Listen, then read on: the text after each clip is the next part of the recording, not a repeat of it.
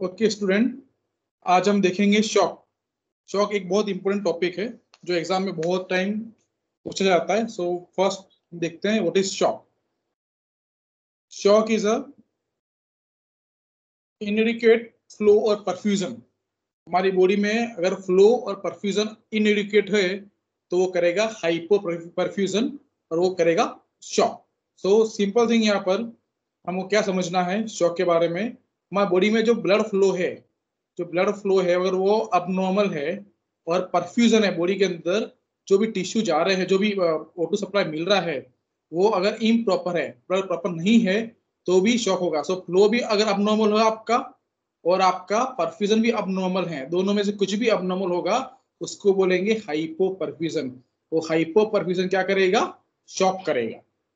तो simple meaning यहाँ पर, अगर बॉडी में फ्लो और परफ्यूजन नॉर्मल है तो बॉडी का नॉर्मल मैकेनिज्म है। अगर इन दोनों में से कुछ भी अबनॉर्मल है, परफ्यूजन और फ्लो दोनों में से कुछ भी अबनॉर्मल है, तो वो करेगा हाइपो परफ्यूजन। नाउ इनइरेगुलर फ्लो क्यों होगा बॉडी में? अगर आपके जो आर्टरी हैं उसके अंदर आर्थ्रोस्क्लेरोसिस या arteriosclerosis. Now what is atherosclerosis? आपकी जो आर्टरी में कुछ प्लेक फॉर्मेशन जमा हो जाए, आपकी आर्टरी के अंदर कुछ प्रॉब्लम हो जाए, आर्टरी के अंदर प्रॉब्लम, आर्टरी के अंदर not able to proper supply नहीं हो पा रही आर्टरी के अंदर, तब हो सकता है। ओके, देन अगर आर्टरी के अंदर आपका इश्यू हो रहा हो तब आपको कर सकता है। ठीक है, नेक्स्ट थिंग, आर्टरी के अंदर जो ऑस्मोटिक आर्टरी के अंदर जो विस्कोसिटी होती है वो प्रॉपर नहीं हो तब हो सकता है। और परफ्यूजन, अगर आपकी बॉडी के अंदर जो सेल और टिश्यू के अंदर फ्लो प्रॉपर है, बॉडी के अंदर ब्लड प्रॉपर है, बट वो टिश्यू और सेल के अंदर नहीं जा पा रहा है बिकॉज ऑफ एनी रीजन, उस टाइम पे भी हाइपर परफ्यूजन होगा। तो इनएडिक्वेट फ्लो और परफ्यूजन दोनों मिलकर क्या करते हैं? शॉक करते हैं। तो सिंपल डेफिनेशन क्या है? ये एक एक्यूट मेडिकल कंडीशन है। एग्जाम में बहुत पूछा जाता है कि ये एक्यूट डिस कंडीशन है कि क्रोनिक है, तो याद रखना ये एक्यूट मेडिकल कंडीशन है, नॉट अ सर्जिकल कंडीशन। ये एक्यूट कंडीशन है जहां पर associate with reduce perfusion to the body tissue. आपकी बॉडी में जो टिश्यू परफ्यूजन है वो रिड्यूस हो जाता है। ओके, सिंपल थिंग यहाँ पर आपके बॉडी में ब्लड सप्लाई प्रॉपर है, ब्लड प्रॉपरली सप्लाई हो रहा है, बट आपकी ब्लड टिश्यू या सेल के अंदर ब्लड सप्लाई नहीं मिल पा रहा, या मतलब O2 सप्लाई नहीं मिल पा रहा, मतलब उसको एनर्जी नहीं मिल पा रही, उसको बोलेंगे हम रेड्यूस परफ्यूजन। उसके अलावा it is a physiological state in which there is a inadequate blood flow to the tissue and cell body। जो हमने पहले बात की, सेम हियर, आपकी बॉडी में ब्लड फ्लो प्रॉपर नहीं है। अगर आपकी बॉडी में ब्लड फ्लो प्रॉपर नहीं है because of any reason, may be आपकी आर्टरी में प्रॉब्लम है, मे बी आपका हार्ट के अंदर पावर नहीं है, मे बी आपकी बॉडी में वॉल्यूम नहीं है, जो भी रीजन है उसकी वजह से ब्लड फ्लो कम है, उसकी वजह से क्या होगा? Reduce tissue perfusion. आपकी बॉडी में जो परफ्यूजन है, जो आपके सेल और टिश्यू को जितना O2 मिलना चाहिए है, जितना मिलना चाहिए उतना मिल नहीं पा रहा। सो इसकी वजह से आपकी बॉडी में क्या होगा? हाइपो परफ्यूजन, और वो क्या करेगा? शॉक। सो सिंपल थिंग इस स्लाइड में समझना क्या हमको, ये एक्यूट मेडिकल कंडीशन है जो सडनली पेशेंट में कभी भी हो सकता है और मेडिकल ट्रीटमेंट है। सो हमको देखना पड़ेगा कि पेशेंट के अंदर ये कभी भी कंडीशन कॉज कर सकता है। नेक्स्ट थिंग, आपकी बॉडी में बिकॉज ऑफ ब्लड फ्लो आपका प्रॉपर नहीं है, उसकी वजह क्या करेगा? टिश्यू और सेल बॉडी में इनएडिक्वेट परफ्यूजन हो जाएगा। सो ब्लड फ्लो प्रॉपरली नहीं हो पा रहा है because of any reason of artery. तो सिंपल मीनिंग यहाँ पर, परफ्यूजन और ब्लड फ्लो नॉर्मल अबनॉर्मल है तो क्या करेगा? हाइपर परफ्यूजन, और हाइपर परफ्यूजन करेगा शॉक। ये बहुत इंपॉर्टेंट क्वेश्चन एग्जाम में आता है कि hyper perfusion related to what? So remember the shock. दोनों चीज में, दोनों कुछ भी होगा वो करेगा शॉक। हम बात करेंगे स्टेज ऑफ शॉक की। फर्स्ट स्टेज है इनिशियल स्टेज, सेकेंड स्टेज है कंपनसेटरी स्टेज और नॉन प्रोग्रेसिव स्टेज, या फिर early stage, progressive stage, intermediate stage और इरिवर्सिबल एंड लेट स्टेज। इसके जो डिफरेंट नेम है वो अभी आपको समझने पड़ेंगे, क्योंकि एग्जाम में कभी पूछा जाता है कि what is non progressive stage में क्या होने वाला है, अर्ली स्टेज में क्या होता है, you should know this thing. Okay, so हम एक के बाद एक की बात करेंगे हम। तो फर्स्ट थिंग है हमारा initial stage. What is will be initial stage? Decrease cardiac output. आपकी बॉडी में जब भी हाइपो परफ्यूजन, एनी रीजन, किसी भी वजह से आपकी बॉडी में ब्लड फ्लो और या फिर किसी वजह से आपकी बॉडी के अंदर सेल टिश्यू को या सेल या टिश्यू को ब्लड सप्लाई नहीं हो पा रही है, परमिशन नहीं मिल पा रहा है, उसको बोलेंगे हाइपोपरफ्यूजन और शॉक करेगा। तो सबसे पहले क्या होगा बॉडी के अंदर, आपकी बॉडी का cardiac output will be decrease. आपकी बॉडी में जो कार्डियक आउटपुट है वो डिक्रीज हो जाएगा, मतलब आपके हार्ट को कुछ अफेक्ट पड़ रहा है। तो क्या करेगा, बॉडी को बोलेगा स्टिमुलेट सिंपैथेटिक नर्वस सिस्टम। अपनी because of cardiac output decrease होगा तो बॉडी का ब्रेन सप्लाई, ब्रेन बोलेगा टू द हार्ट और बॉडी को कि सिंपैथेटिक नर्वस सिस्टम को स्टिमुलेट करो।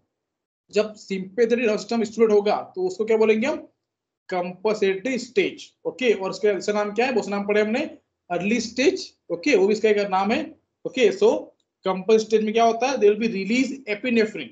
ओके, हमने बात की नॉन परवेसिव स्टेज, उसका नाम है, अदर नेम है। क्या करेगा, अपने बॉडी में एपिनेफ्रिन को या नॉन एपिनेफ्रिन को रिलीज करेगा। क्यों रिलीज करेगा, this will B do haemostasis. अपने बॉडी को बोलेगा किसी भी वजह से ट्राई करो कि जो भी कार्डियक आउटपुट डिक्रीज हो रहा है उसको प्रॉपर करने का ट्राई करो। सिंपल थिंग, जब हमको भूख लगती है और हमने स्टारवेशन किया है, हमने बहुत टाइम से खाना नहीं खाया, बहुत भूख, सडनली बॉडी विल बी है, ग्लूकोज डाउन हो जाता है, तो क्या करते हैं हम, जल्दी से शुगर ले लेते हैं कि मेंटेन करने के लिए। ओके, दो सेम थिंग हमारे बॉडी में जब भी शॉक होगा बिकॉज ऑफ हाइपोपरफ्यूजन की वजह से, तो अपनी बॉडी में फर्स्ट थिंग तो कार्डियक आउटपुट डिक्रीज हो जाएगा, उसके बाद अपने बॉडी में सिंपैथेटिक नर्वस सिस्टम स्टिमुलेट हो जाएगा।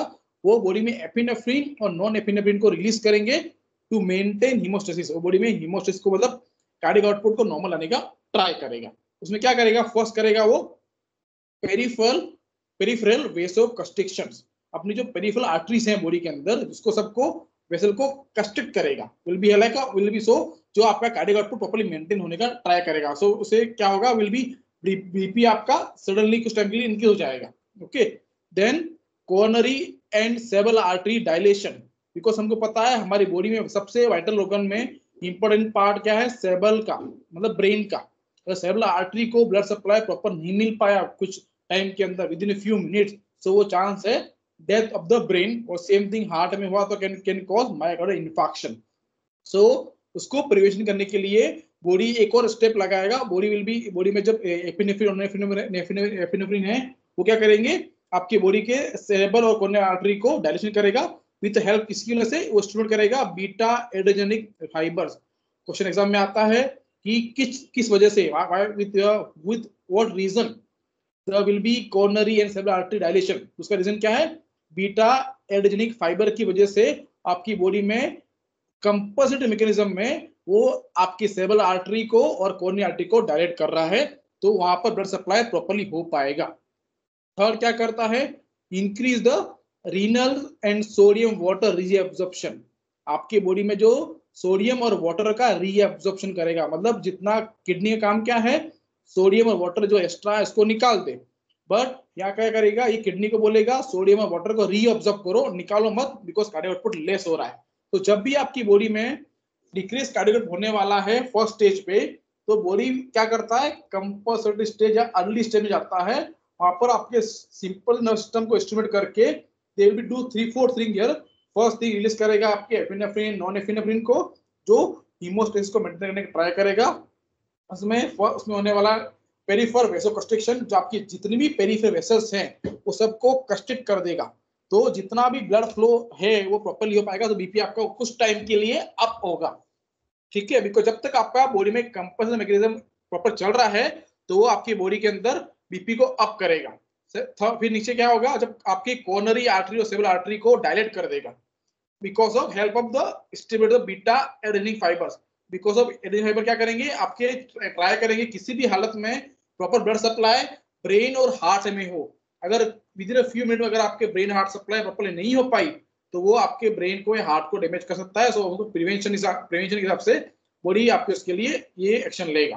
थर्ड थिंग, वो किडनी को बोलेगा will be reabsorb the sodium and water. So उसकी वजह से आपकी बॉडी में क्या होगा, इंक्रीज कार्डियक आउटपुट। हमने क्या पढ़ा था इनिशियल स्टेट में कि आपकी बॉडी में कार्डियक आउटपुट डिक्रीज हो रहा है, और अभी जब आपकी बॉडी का कंपन स्टेज चालू हो गया, अर्ली स्टेज, तो कुछ टाइम के लिए आपकी बॉडी में कार्डियक आउटपुट इंक्रीज हो जाएगा। तब तक आप पेशेंट को रिकवर कर सकते हो, आप you can have time to do recovery. Okay, now third stage, आपकी कंपन स्टेज फेल हो गई, बहुत टाइम तक इसने रिलीज किया बट आपने कोई ट्रीटमेंट नहीं किया, तो जब तक आपकी कंपन इफेक्टिव इनइफेक्टिव हो गई, So when will be ineffective or mechanism of the compulsive mechanism or early stage, तब क्या होता है, impaired perfusion. मतलब obviously हमने बात की थी हमारा what is shock, hypoperfusion. Okay, so आपकी बॉडी ने रिएक्ट किया फर्स्ट कि कार्डियक आउटपुट डिक्रीज कर दिया, हार्ट का काम कम कर दिया. फिर बॉडी ने इसको अर्ली स्टेज पे ट्राई किया कि कुछ ना कुछ करके हम इसको नॉर्मल लाते हैं, तो बॉडी ने 3-4 चीज करके कार्डियक आउटपुट बढ़ाया. पर तब तक भी आपने कुछ किया नहीं, आपने ट्रीटमेंट नहीं किया, तो क्या करेगा वो प्रोग्रेस स्टेज पे चला जाएगा जहां पर आपकी बॉडी में इरिवर्सिबल मतलब सॉरी इंपेयर्ड परफ्यूजन रिजल्ट, मतलब आपकी बॉडी में जो परफ्यूजन है सेल और टिश्यू का लेस हो जाएगा. सो आपकी सेल और टिश्यू को क्या हो रहा है, O2 सप्लाई नहीं मिल रहा है, मतलब बॉडी को ब्लड, सेल और टिश्यू को ब्लड सप्लाई प्रॉपर्ली नहीं हो पा रही. तो क्या करेगा, anaerobic metabolism and cellular hypoxia. मतलब क्या है, आपकी body in absence of O2 की एब्सेंस में मेटाबॉलिज्म करेंगे, O2 की एब्सेंस में सेल की जो भी रिक्वायर्ड सेल उसको ट्राई करेंगे. See imagine we have 30 food particle and 60 people want to eat. तो क्या करेंगे, जो 30 जो पावरफुल है वो लोग ले लेंगे, 30 को नहीं मिल पाएगा. सेम थिंग आपकी बॉडी में O2 सप्लाई मतलब कार्डियो ब्लड सप्लाई कम है तो प्रॉपर्ली नहीं हो पा रहा है, तो एनारोबिक मेटाबॉलिज्म होके जो इन एब्सेंस ऑफ O2 और आपकी बॉडी के सेल को डैमेज करके जितना भी रिक्वायरमेंट है उसको यूज कर लेगा. नेक्स्ट क्या होगा, सेलुलर हाइपोक्सिया. उसकी वजह से क्या होगा, आपके कुछ सेल को हाइपोक्सिया, कुछ सेल को O2 सप्लाई नहीं मिल पा रहा, बिकॉज रिक्वायर 100 का था और मिल रहा है 50 है, तो उस हिसाब से बॉडी ट्राई टू रिएक्ट करेगी. फिर क्या होगा, रीनल इस्चेमिया. सडनली हमने बात किडनी की क्यों की, क्योंकि आपने किडनी को सडनली काम करने के लिए बोल दिया था कि आप सोडियम वाटर को रीअब्सॉर्ब करना चालू कर दो, बट किडनी को भी ब्लड सप्लाई चाहिए, बिकॉज आपके शॉक की वजह से आपने कुछ ट्रीटमेंट नहीं कर पाए, तो क्या करेगा, बॉडी सबसे पहले अफेक्ट करेगी किडनी में. तो किडनी में क्या करेगा, वो स्टिमुलेट करेगा रेनिन को स्टिमुलेट करेगा एंजियोटेंसिन को स्टिमुलेट करेगा एल्डोस्टेरोन को. ये पैथोलॉजी किसकी है, हमारी हाइपरटेंशन की. हाइपरटेंशन में ये हमारी पैथोलॉजी है जो बात करेंगे कार्डियक के अंदर. ओके, सो अगर पेशेंट के अंदर ये होगा तो क्या करेगा, हाइपरटेंशन हो जाएगा. हाइपरटेंशन की वजह से कुछ टाइम के लिए आपकी बॉडी में ब्लड प्रेशर थोड़ा मेंटेन रहेगा. सी कंपल्सन मैकेनिज्म फेल होने के बाद भी किडनी की वजह से कुछ टाइम के लिए बीपी आपका मेंटेन कर पाता है फॉर फ्यू मिनट. बट अगर एग्जांपल आपका बीपी पहले यहाँ पर 140/90 था, तो यहाँ पर 130/70 हो जाएगा. इतना कम तो होगा बट कुछ टाइम के लिए मेंटेन होगा. ओके, अगर आपकी बॉडी में आपका प्रोग्रेसिव स्टेज भी फेल हो गया, उसके बाद भी आपने कुछ नहीं किया, तो इरिवर्सिबल. नाम है इरिवर्सिबल, मतलब आपकी बॉडी में जो भी रिएक्शन हो चुकी है उसको आप वापस ठीक नहीं कर पाओगे. मतलब कोरोनरी और सेरेब्रल टिश्यू परफ्यूजन, वो ब्लड फ्लो आपका जो क्रम था, जो आपका हाइपोपरफ्यूजन था, वो भी आपके हार्ट में और ब्रेन में भी अफेक्ट कर चुका है. और हम जानते हैं एक बार ब्रेन में अफेक्ट कर दिया तो brain will be irreversible damage. एक बार ब्रेन में डैमेज होने के बाद हम ब्रेन को वापस ठीक नहीं कर सकते. सो ये इरिवर्सिबल, एक बार डैमेज होने के बाद वापस डैमेज नहीं कर पाएगा. सो पहले आपका ब्रेन डैमेज करेगा, फिर हार्ट डैमेज करेगा, और धीरे धीरे आपके सारे बॉडी के ऑर्गन डैमेज कर देंगे. उसको बोलेंगे organ system fail, MODS. Okay, so they are mainly 4 stage. First stage में क्या होता है, इनिशियल स्टेज में बॉडी सडनली हाइपोपरफ्यूजन. अगर बॉडी में आपका ब्लड फ्लो और परफ्यूजन दोनों कम है, उसको बोलेंगे हाइपोपरफ्यूजन, और उसको बोलेंगे हम शॉक. तो उसकी वजह से आपकी बॉडी में कार्डियक आउटपुट डिक्रीज हो जाएगा.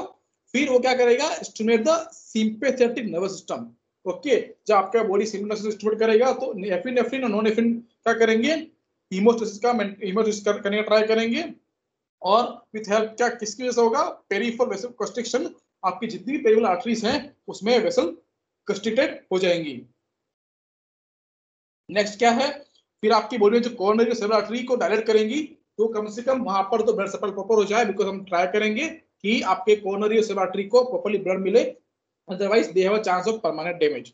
फिर किडनी को बोलेगा कि रीअब्सॉर्ब वाटर एंड सोडियम, तो आपका कार्डियक आउटपुट मेंटेन रहेगा. तो ये 3-4 चीजों से आपका कार्डियक आउटपुट मेंटेन रहेगा, तो बीपी विल बी मेंटेन. फिर अगर आपका कंपल्सिव स्टेज या अर्ली स्टेज जब फेल होती है, तो बॉडी में जितनी भी एनारोबिक जितनी भी सेल हैं वो अपने आप को इन एब्सेंस ऑफ O2 को मेटाबॉलिज्म करना ट्राई कर देती हैं, और उससे क्या होता है, थोड़ा हाइपोक्सिया होता है. ओके, और नेक्स्ट क्या है, आपके अगर किडनी को भी अगर ब्लड सप्लाई नहीं हो पा रहा तो किडनी आल्सो डैमेज, तो वो क्या करेगा, रेनिन को स्टिमुलेट करेगा, एंजियोटेंसिन, एल्डोस्टेरोन, और वो क्या करेगा, वेसोकंस्ट्रिक्शन. मतलब आपके जो हमने पढ़ा था यहाँ पर पेरिफेरल वेसल कंस्ट्रिक्शन की बात की थी ना, पर सेम थिंग वो यहाँ पर भी हो रहा है, but for few time, because जितनी पास किडनी पास टाइम है उतना कर पाएगा, पर लॉन्ग डोज में कर नहीं पाएगा. तो थोड़ा ब्लड सप्लाई कुछ टाइम के लिए मेंटेन रहेगा। बट अब भी आपने प्रोग्रेसिव स्टेज में भी ट्रीटमेंट नहीं किया तो क्या होगा, आपके जो कोरोनरी आर्टरीज हैं और सेवरल टिश्यू आर्टरीज हैं वहां पर ब्लड सप्लाई नहीं हो पाएगा, तो आपके उस टिश्यू को परफ्यूट कर देगा और आपका बॉडी जाके मल्टीपल ऑर्गन फेलियर कर सकता है। तो ये हमारे mainly 4 stage of the shock हैं। I hope clear this things. Next बात करेंगे हम टाइप्स ऑफ शॉक। उसके maximum 6 types: cardiogenic shock, hypovolemic shock, septic shock, hypodynamic shock, anaphylactic shock and neurogenic shock. तो ये आपके कुछ शॉक के टाइप्स हैं। कार्डियोजेनिक शॉक, नेम समझ में आ रहा है, कार्डियोजेनिक मतलब आपकी बॉडी में कुछ कार्डियक फंक्शन का अबनॉर्मलिटीज है। हाइपोवोलेमिक शॉक मतलब वॉल्यूम, मतलब कुछ वॉल्यूम आपकी बॉडी में अबनॉर्मल इसलिए हो रहा है। फिर septic shock, septic we know sepsis, तो इज रिलेटेड टू सेप्सिस, तो इन्फेक्शन है। हाइपोडायनेमिक मतलब आपका बोलते हैं dynamic will be in your body, तो कुछ डायनेमिक प्रेशर अबनॉर्मल हो गया बिकॉज ऑफ पल्स प्रेशर कुछ अबनॉर्मल है। एनाफिलेक्टिक आपकी बॉडी में कुछ एलर्जिक रिएक्शन हो गई है, मे बी मॉस्किटो बाइट और कुछ ड्रग्स और something will be have allergy reaction. Neurogenic miss समझ आता है कि neuro miss nervous system related है, तो ये आपका नर्वस सिस्टम होगा। Will go by one. पहले हम बात करते हैं डेफिनेशन की। फर्स्ट शॉक है हमारा कार्डियोजेनिक शॉक। कार्डियोजेनिक शॉक क्या है? Is a result from the impairment of the failure of the myocardium, मतलब आपकी बॉडी में जो भी मायोकार्डियम है, मतलब हार्ट मसल है, वो प्रॉपरली फंक्शन नहीं कर पा रही, इसलिए चांसेस है cardiogenic shock. But don't be confuse, ये सेम थिंग इच्छे में भी होता है, इच्छे में भी पेशेंट को कार्डियोजेनिक शॉक होता है। सी शॉक में feel confuse, shock simple thing क्या होता है, जब आपकी बॉडी में शॉक हो रहा है तो क्या होगा, हाइपो परफ्यूजन। हाइपो परफ्यूजन हुआ तो हाइपो परफ्यूजन में ट्रीटमेंट नहीं किया तो बॉडी क्या करेगा, इच्छीमिया करेगा। इच्छीमिया करेगा, आपने इच्छे में ट्रीटमेंट नहीं किया तो क्या करेगा, नेक्रोसिस। तो ये सेम डिफरेंट हमारा डिसकंडीशन है जो बात की थी हमने। लाइक एंजाइना पेक्टोरिस में क्या होता है, हमारा एंजाइना पेक्टोरिस में होता है इच्छेमिया होता है, देन आपने ट्रीटमेंट उसको नहीं किया फिर क्या होगा, आपका एमआई होगा। सो अगर आपकी पेशेंट में हाइपो परफ्यूजन हो रहा है, फर्स्ट बॉडी ने बोला आपकी बॉडी में हाइपो परफ्यूजन हो रहा है तो आपको ट्रीटमेंट करना है, फिर आपने ट्रीटमेंट नहीं किया तो बॉडी में एंजाइना पेक्टोरिस करेगा, कार्डियक की बात कर रहा हूँ, और फिर आपने ट्रीटमेंट नहीं किया तो क्या करेगा, एमआई करेगा। तो अगर आपकी बॉडी में because of any reason of the आपकी जो मायोकार्डियम मसल है हार्ट की, वो प्रॉपर फंक्शन नहीं कर पाती हैं तो वो कार्डियोजेनिक शॉक ही करेगा। नेक्स्ट थिंग आपका hypovolemic shock is state of resulting from the decreased intravascular volume due to the fluid loss। See, यहाँ पर बात की जा रही है हाइपोवोलेमिक, ना नेम समझ बता रहा है आपका, हाइपोवोलेमिक मतलब वॉल्यूम का कुछ प्रॉब्लम है।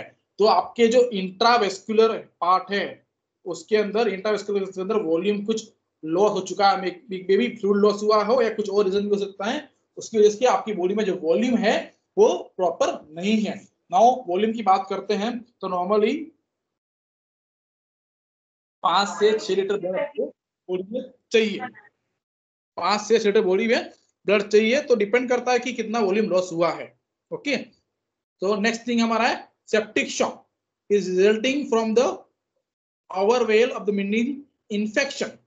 इन्फेक्शन हुआ बॉडी के अंदर, positive the relative of the hypovolemia, may be hypovolemia से हुआ हो because of any reason, infection हुआ, may be any bite, any drugs, कुछ भी हुआ उसकी वजह से भी हो सकता है।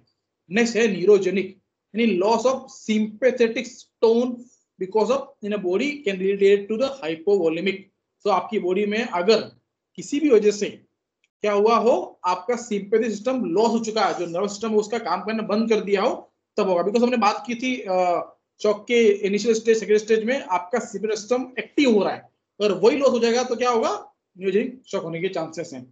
एनाफिलेक्टिक शॉक आपकी बॉडी में कोई सीवियर एलर्जिक रिएक्शन हो चुका है तब भी ये कर सकता है, बिकॉज दिस क्या करेगा, आपकी बॉडी में सिस्टमेटिक वेसोडाइलेशन करेगा और फ्यूचर में हाइपोवोलेमिया कर सकता है। सो जिससे आपके बॉडी में एलर्जी रिएक्शन हुई वो आपके सारे सिस्टमेटिक सिस्टम में जितने भी वेसल को डायलेट कर देगा, और वो सडन डायलेट करने के बाद क्या होगा, बिकॉज विल बी हाइपोवोलेमिया और will be can cause decrease BP.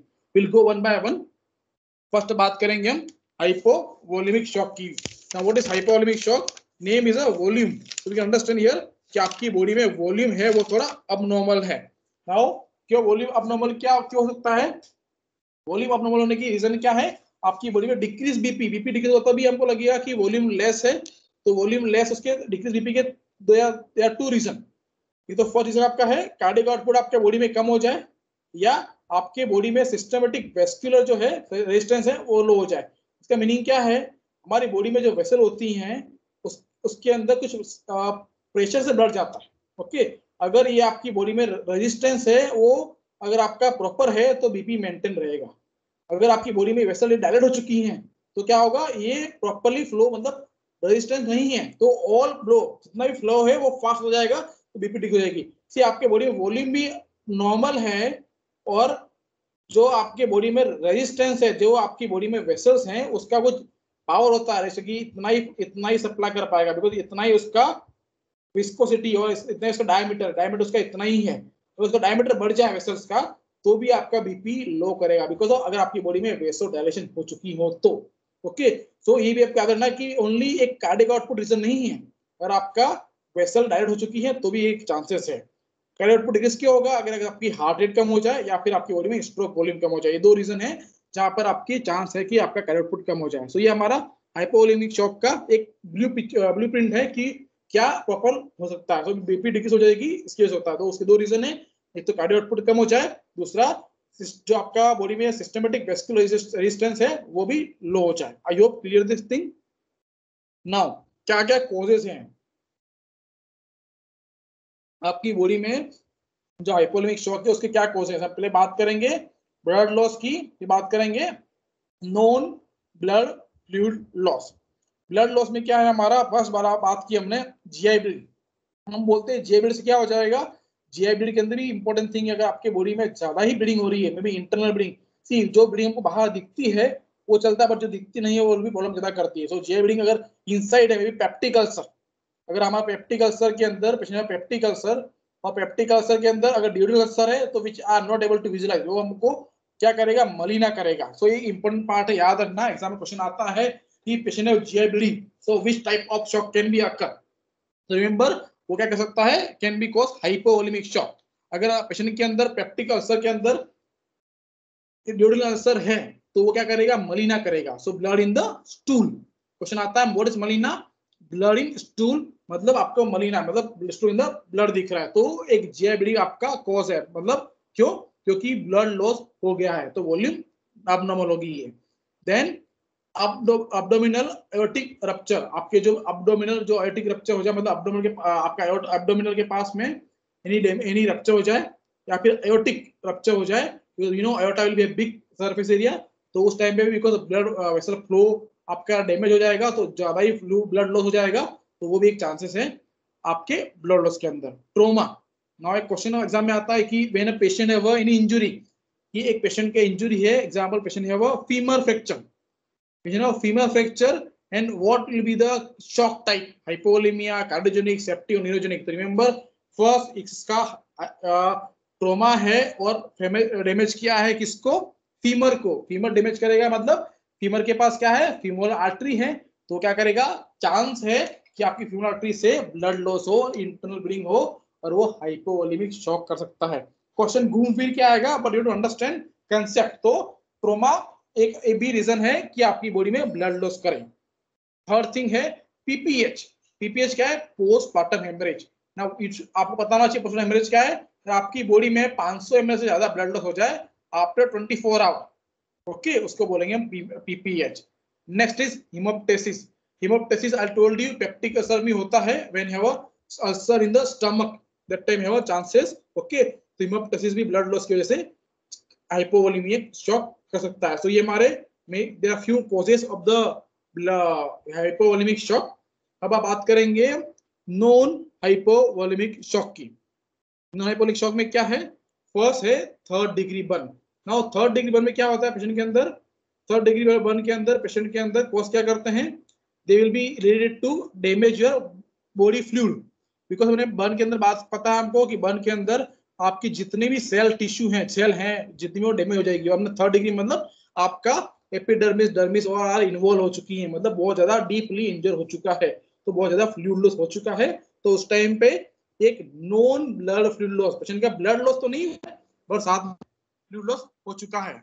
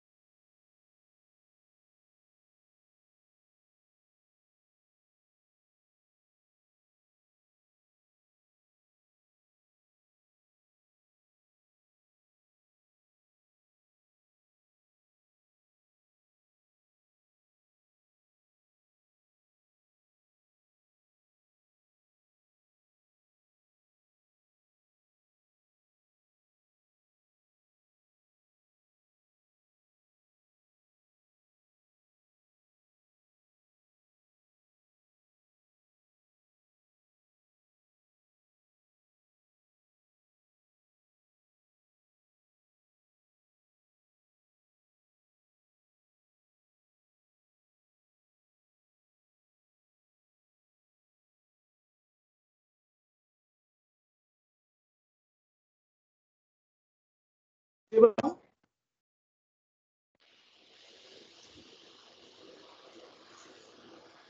तो हम बात कर रहे थे ब्लड लॉस की। ब्लड लॉस में अगर जीआई ब्लड लॉस हो, एब्डोमिनल आयोटिक रप्चर हो, ट्रोमा हो, और इसके अलावा क्या हो, आपकी बॉडी में कुछ आर्टरी यहाँ भी डैमेज कर सकती हैं, जो एग्जाम फीमोरल आर्टरी हैं, ट्रोमा हो तब उस टाइम पे फीमोरल आर्टरी है।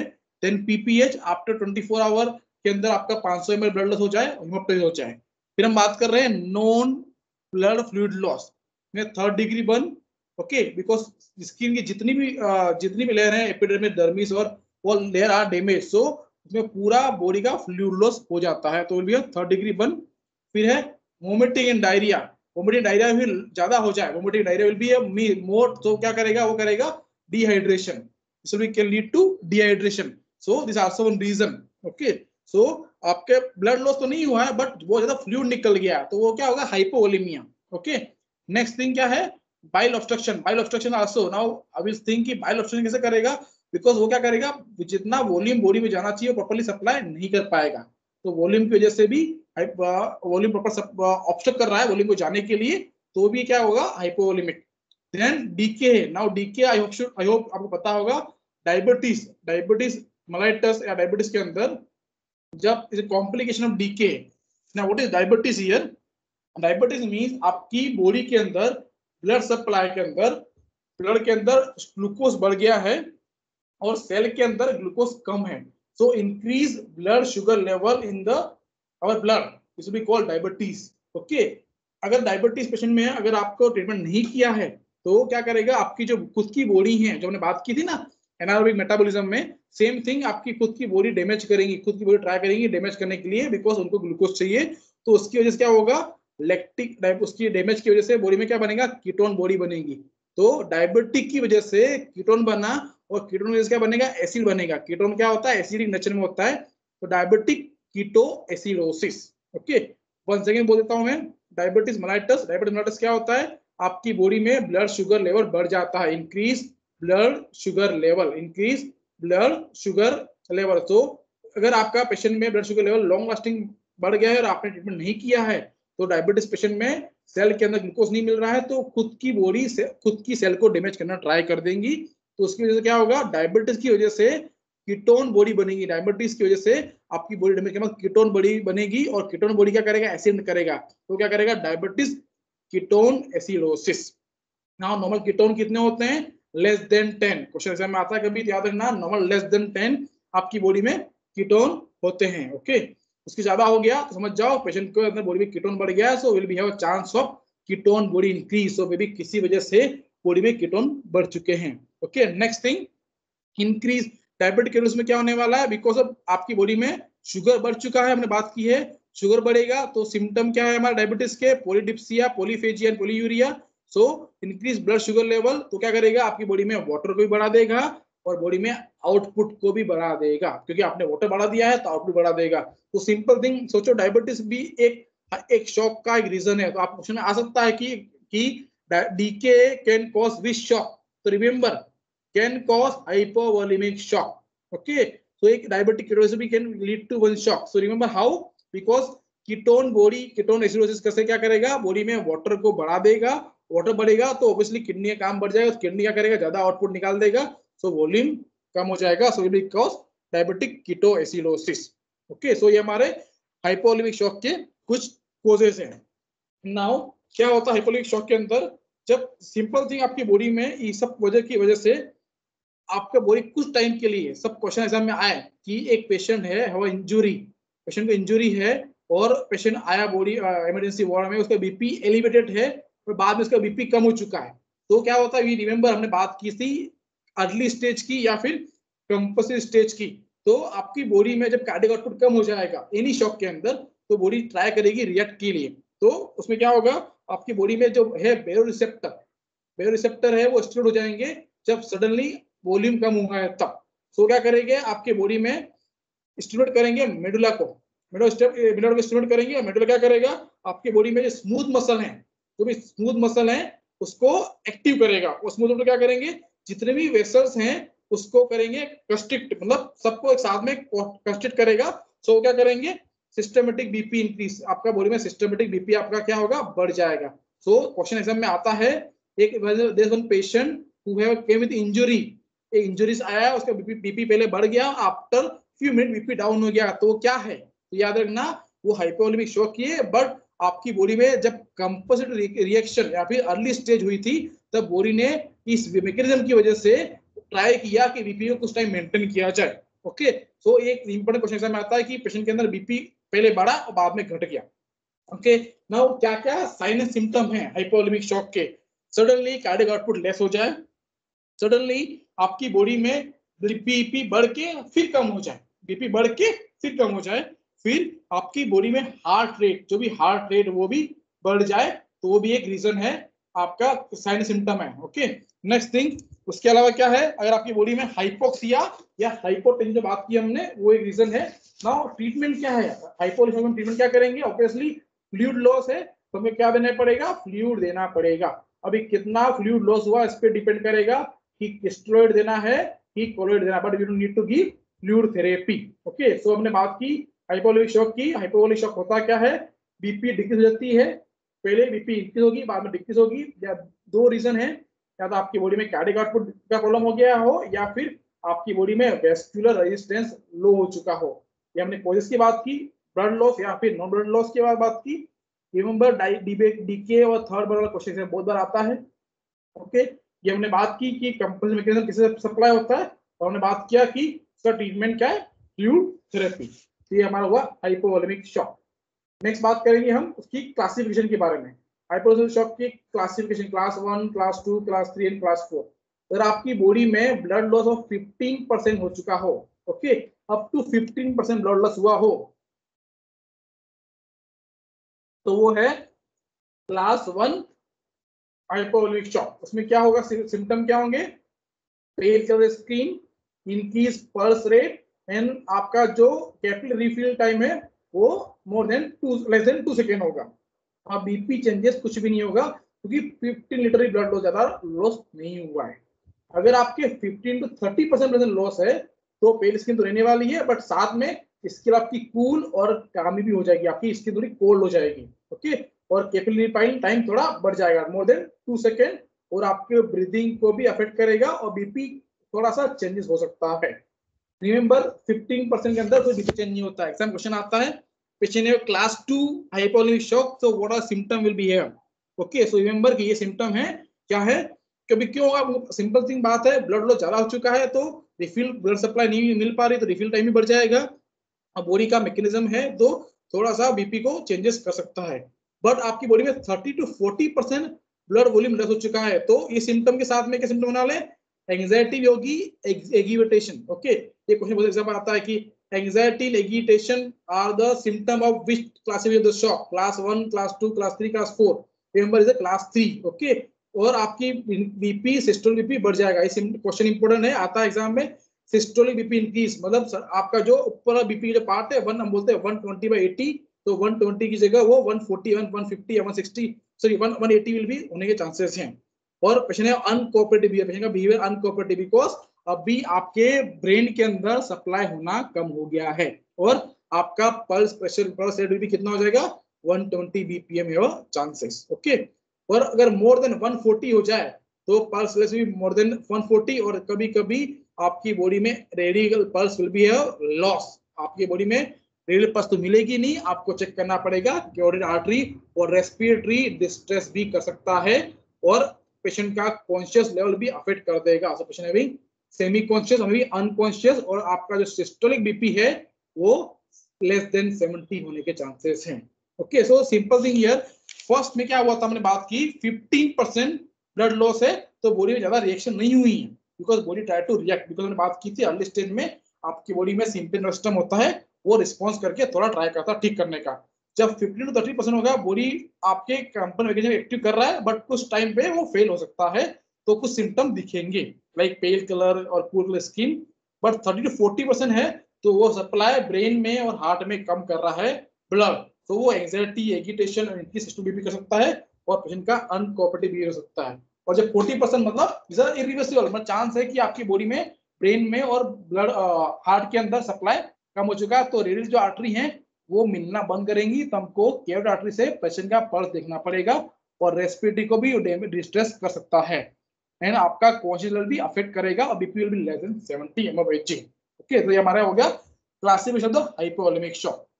अब हम बात करेंगे कार्डियोजेनिक की शॉक के बारे में। तो हमने ऑलरेडी बात की थी डेफिनेशन के अंदर कि आपके जो मायोकार्डियम है, आपकी बॉडी में जो मायोकार्डियम है वो फंक्शन नहीं कर पा रहा, मतलब हार्ट की मसल है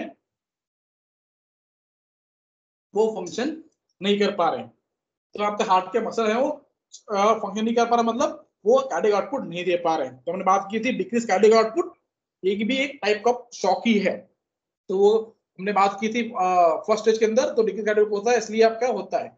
नाउ हम बात कर रहे हैं 6 मिनट के बारे में। नाउ एग्जाम क्वेश्चन आता है कि with in how many minute, how much minute, अब अगर हार्ट को ब्लड सप्लाई नहीं मिले, हार्ट के ब्लड को सप्लाई नहीं मिले तो chance of damage can cause necrosis, वो है कि इसका आंसर क्या है 6 मिनट। ओके, क्वेश्चन एग्जाम में आता है within how much minute we require heart muscle need proper O2 supply, so कितना टाइम उसका 6 minute. Okay, if supply coronary artery is not proper can lead to atherosclerosis। Main आपका body में क्यों होता है आर्थ्रोस्क्लेरोसिस। आर्थ्रोस मतलब क्या है, आर्थ मींस प्लेग। आपकी जो आर्टरी है, ये आपकी जो बॉडी में जो आर्टरी है उसके अंदर क्या हो गया, प्लेग फॉर्मेशन हो चुका है ना। प्लेग फॉर्मेशन क्यों होता है, बिकॉज ऑफ लिपिड। लिपिड मतलब आपकी बॉडी में कोलेस्ट्रॉल बढ़ चुका था। Okay, normally 200 will be a normal, उससे ज्यादा आपका कुछ हो गया, मे बी एलडीएल भी अफेक्ट हो चुका है, तो फिर क्या होगा, तो क्या करेगा आर्थ्रोस्क्लेरोसिस, प्लेग फॉर्मेशन। ओके, सो अगर आपकी प्लेग फॉर्मेशन एक मेन रीजन है causing the affect the heart problem. Okay, अब उसकी वजह से क्या होगा, आपका cardiac output will be affect होगा, बिकॉज स्ट्रोक वॉल्यूम और हार्ट रेट दोनों जब मल्टीप्लाई होंगी तो क्या काउंट, उसको क्या बोलते हैं हम कार्डियक आउटपुट। ना व्हाट इज स्ट्रोक वॉल्यूम, जितना ब्लड पंप करेगा ईच बीट में, जितना ब्लड पंप करेगा उसको बोलते हैं हम स्ट्रोक वॉल्यूम। हार्ट रेट पता जितना पंप करेगा तो बोलेंगे हम हार्ट रेट। तो जितना ब्लड पंप किया और जितनी बार पंप किया दोनों मल्टीप्लाई करेंगे उसको बोलेंगे हम कार्डियक आउटपुट। जहां पर आपका 12 बार पंप किया और जितना ब्लड वॉल्यूम पंप किया दोनों मिला के काउंट करते कार्डियक आउटपुट। सो अगर आप what is cardiogenic shock, simple here, आपकी बॉडी में बिकॉज ऑफ हार्ट मसल जो है मायोकार्डियम मसल है वो प्रॉपर्ली वर्क नहीं कर पा रही है। मे बी उसका मेन रीजन हो सकता है आर्थ्रोस्क्लेरोसिस या फिर myocarditis, inflammation of the myocardium muscle, या फिर आपके अंदर multiple time MI, myocardial infarction, multiple time आपके अंदर एमआई। मतलब एमआई क्या है, हमने बात की थी परफ्यूजन, आपकी बॉडी के अंदर परफ्यूजन लेस है तो क्या करेगा, फर्स्ट एचसी में करेगा, मतलब एंजाइना पेक्टोरिस करेगा, फिर भी आपने ट्रीटमेंट नहीं किया तो नेक्रोसिस करेगा, मतलब आपके अंदर एमआई हो चुका है। तो बहुत बार एमआई हुआ है वो भी चांसेस है, या फिर आपकी बॉडी में बहुत बार अरेथमिया, पीक्यूआरएसटी, जो हमारी जो आर्टेरियल कॉन्ट्रैक्शन प्रॉपर नहीं हो पा रहा है, वो एक रीजन है। या फिर पेशेंट के अंदर कंजेनिटल हार्ट डिजीज है, सीएचडी है, कंजेनिटल हार्ट डिजीज है, ये सब मिलके आपके कार्डियोजेनिक शॉक होने के चांसेस हैं। ओके, तो क्या करेगा, आपके कार्डियक आउटपुट को अफेक्ट करेगा। आप आउटपुट क्या है, stroke volume multiply the heart rate. तो I hope clear about cardiogenic shock. Cardiogenic shock के अंदर दो चीज होती हैं, या तो आपके बॉडी के अंदर वॉल्यूम जो है वो कम हो जाए, या आपके बॉडी के अंदर O2 जो है टिश्यू के अंदर वो कम हो जाए। अब वॉल्यूम कम होने के क्या रीजन है, या तो बॉडी में बीपी कम हो चुकी हो, डिक्रीज बीपी है, ओके, या आपकी बॉडी में जो किडनी का फंक्शन रेनिन ने एक्टिव हो चुका है, रेनिन भी एक्टिव हो सकता है, या ओके, सो ये आपके वॉल्यूम लॉस होने के चांसेस तब हो सकते हैं जब आपके अंदर बीपी कम होना। बीपी कम क्या होगी, जब आपके अंदर वॉल्यूम कम है, तो हमने बात की हाइपोवोलेमिक शॉक के अंदर, या फिर आपके किडनी ने बहुत ही ज्यादा आउटपुट निकाल दिया हो तब। अब डिक्रीज O2 क्यों होगा, अगर आपकी बॉडी में anaerobic metabolism, okay, anaerobic metabolism हो चुका है क्योंकि आपकी बॉडी के अंदर ऑलरेडी O2 कम है, वो एक रीजन है। ओके, और उसकी वजह से क्या होगा, आपकी बॉडी में क्या होगा, लैक्टिक एसिड ज्यादा प्रोडक्शन हो जाएगा। हम बोलते हैं ना पेशेंट, कार्डियक पेशेंट में पेशेंट को चेस्ट पेन होता है, उसका रीजन लैक्टिक एसिड है। लैक्टिक एसिड क्या करता है, आपकी बॉडी में जो नर्व्स होती है उसको बोलता है स्टिमुलेट करता है, तो उसके साथ पेन होता है। क्वेश्चन एग्जाम में आ सकता है कि कार्डियक के अंदर पेन क्यों होता है, सो lactic acid will be causes. So because of आपकी बॉडी में हार्ट मसल का प्रॉपर फंक्शन नहीं है, तो क्या करेगा, imbalance between O2 supply demand, जितना सप्लाई होना चाहिए और जितना डिमांड है वो प्रॉपर नहीं है, it's not proper supply and demand. तो उसकी वजह से क्या होगा, आपकी बॉडी में एनारोबिक मेटाबॉलिज्म होगा, और उसकी वजह से क्या होगा, मेटाबॉलिज्म की वजह से आपकी बॉडी में लैक्टिक एसिड प्रोडक्शन करेगा, और लैक्टिक एसिड प्रोडक्शन क्या करेगा, पेन करेगा, this will lead to the pain. Okay, तो ये हमारा कॉजेस है which will cause the pain. Okay, तो ये हमारा हो गया कार्डियोजेनिक शॉक के बारे में। ना उसकी बात करें ट्रीटमेंट। अब ट्रीटमेंट क्या होगा, what are treatment of cardiogenic shock. Treatment इसका है ये है जो भी इसके कॉजेस हैं, जैसे हमने बात की, वो उसके अंदर एमआई है, कंजेनिटल हार्ट डिजीज है, आर्थरोस्क्लेरोसिस है, उसको हम ट्रीटमेंट कर दे तो हम एमआई के ट्रीटमेंट करेंगे, may be will go for angiography, angioplasty या फिर सीएबीजी के अंदर, या फिर हम उसके अंदर ट्रीटमेंट में अगर एंजाइना पेक्टोरिस है तो मोनार्ड थेरेपी देंगे, या ऑक्सीजन थेरेपी जो हमारा एस्पिरिन थेरेपी है जो ट्रीटमेंट करेंगे, and will give the drug dobutamine, amiodarone और drug will be given to the patient. Okay, so ये हमारा हो गया कार्डियोजेनिक शॉक। सो कार्डियोजेनिक बात हमने क्या बात की कि आपकी बॉडी में जो मायोकार्डियम मसल है उसके अंदर ब्लड सप्लाई प्रॉपर मायोकार्डियम के अंदर प्रॉपर फंक्शन नहीं कर पा रहा है बिकॉज वो आर्थरोस्क्लेरोसिस की वजह से या फिर जो मल्टीपल कॉज के हमने बारे में बात किया। ओके, सो ये हमारा उसके because there are two reason, volume कम हो जाए या फिर O2 कम हो जाए। वॉल्यूम कम क्यों होगा, जब बीपी कम होगा, और O2 कम क्यों होगा, क्योंकि आपकी बॉडी में एनाबॉलिक मेटाबॉलिज्म एक्टिव हो चुका है। ओके, वो क्या हो गया, बिकॉज इम्बैलेंस O2 सप्लाई और डिमांड। ओके, इसकी वजह से ये हो चुका है। ओके, ट्रीटमेंट क्या, जो भी आपके अंडरलाइन कॉज है उसको ट्रीटमेंट कर दो और साइमल्टेनियसली जो भी सिम्टम है उसको रिकवर मतलब क्या है, आपको ऑक्सीजन थेरेपी करना पड़ेगा। एग्जाम में क्वेश्चन आए, पेशेंट है कार्डियोजेनिक शॉक, तो उसका इमीडिएट मैनेजमेंट क्या है कि जो ट्रीट द दिस कंडीशन या फिर oxygen therapy. Remember, first thing आपको जो इमीडिएट सिम्टम है उसको ट्रीट करना है, तो O2 therapy is the priority में O2 थेरेपी आएगा। हाँ, आपको बाद में डिजीज कंडीशन जो वजह से हुआ है उसको तो ट्रीट करना ही है, बट इमीडिएट सिम्टम जो है उसको ट्रीटमेंट आपको देना पड़ेगा। तो ये हमारा हुआ कार्डियोजेनिक शॉक। नेक्स्ट शॉक है हमारा सेप्टिक शॉक। हमने बात की सेप्सिस, जब हमारी बॉडी में सेप्सिस हो जाए, sepsis is the presence of infection and activation of inflammatory cascade.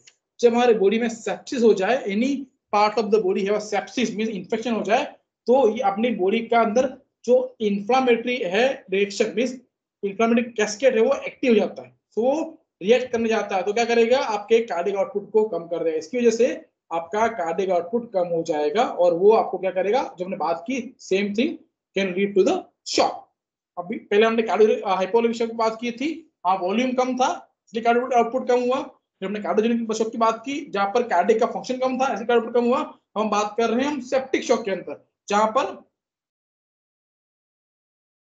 Volume बराबर है, आपके हार्ट का फंक्शन बराबर है, बट क्या हो गया, सेप्सिस हो चुका है, मतलब इन्फेक्शन हो चुका है। तो इन्फेक्शन से क्या हुआ है, आपकी बॉडी में इन्फ्लामेशन कैस्केड एक्टिव हो चुका है। क्वेश्चन आता है कि सेप्टिक शॉक में क्या होता है, तो remember activation of the inflammatory cascade they lead to cardiogenic septic shock.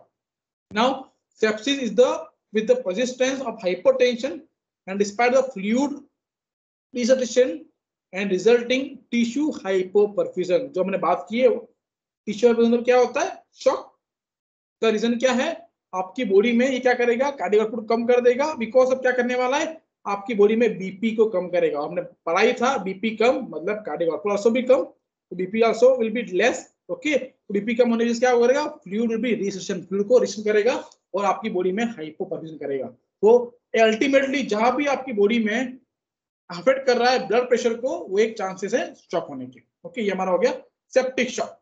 Septic shock के कॉजेस क्या है, any bacteria, any infection, any sepsis में भी फंगाई है, पैरासाइट है, वायरस है और एनी अदर रीजन, और मे बी एनी है ट्रॉमा, बर्न इंजुरी और पेनकियाटाइटिस। क्वेश्चन आता है एग्जाम में, पेशेंट है वो पेनकियाटाइटिस, सो which type of shock can be your chances? Remember, pancreatitis can lead to septic shock. Okay, so pancreatitis can lead to the septic shock. So ये हमारे कुछ causes हो गए। तो उसका ट्रीटमेंट क्या रहेगा, ट्रीटमेंट सिम्टम क्या रहेंगे, सिम्टम रहेगा increase WBC count. Yes, obviously जब आप CBC टेस्ट करोगे तो आपको WBC काउंट इंक्रीज मिलेगा और साइमल्टेनियसली ये आपका ब्लड टेस्ट में होगा, बट आपको सिम्टम क्या दिखेंगे, फीवर, पेशेंट भी है फीवर। रिमेंबर, फीवर है तो main symptom okay in the patient, and so we can now what treatment we give, हमको जो भी इसके ट्रीटमेंट के लिए हमको जो भी सिम्टम ट्रीटमेंट करना पड़ेगा और साइमल्टेनियसली